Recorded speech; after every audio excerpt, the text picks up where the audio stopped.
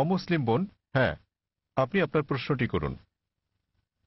அல்லாவால எல்லாம் ஒரு நொடியில செய்ய முடியும், கடவுளால எல்லாம் படைக்க முடியும் அப்படின்னும் போது மக்களை படைக்கிறதுக்கு மட்டும் ஏன் 6 நாள் ஆனது?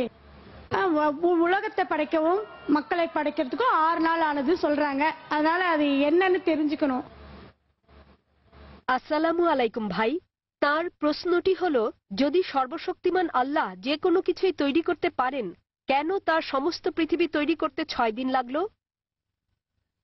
বোন প্রশ্ন করলেন যে আল্লাহ যদি যে কোনো কিছু সৃষ্টি করতে পারেন তাহলে কেন 6 দিন সময় নিলেন।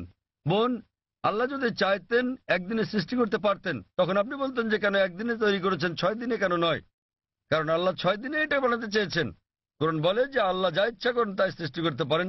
অনেক আয়াতে আছে, আল্লাহ বলেন কোরআনে সূরা আলে ইমরান অধ্যায় 3 আয়াত নম্বর 59, ইন্না মাসালা ঈসা ইনদাল্লাহি কামিসাল আদম খালাকা মিন তুরাব সুম্মা ক্বালা লাহু কুন ফায়াকুন।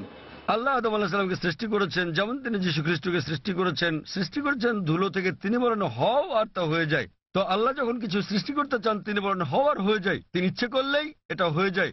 আল্লাহ যদি ইচ্ছে করেন আপনি 9 মাস পরে জন্মাবেন, তাহলে আপনি 9 মাস পরে জন্ম নেবেন। আল্লাহ যদি চান 1 সেকেন্ডে, তাহলে মাত্র 1 সেকেন্ডেই। তো আল্লাহ চাইলেন যে তিনি কোনো কিছু 6 দিনে সৃষ্টি করবেন, তাই তিনি করলেন। এমন না যে আল্লাহ একদিনে করতে পারতেন না, একদিন কেন 1 সেকেন্ডেও তিনি করতে পারতেন। আল্লাহ চেয়েছেন এটা 6 দিনে বানাতে, সেজন্য 6 দিনে হয়েছে।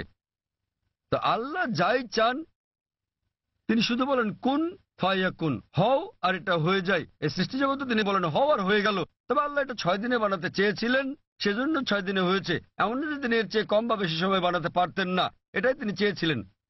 আর আল্লাহ যাই ইচ্ছা করেন তাই হয়ে যায় সহজে। আশা করি উত্তরটা পেয়েছেন।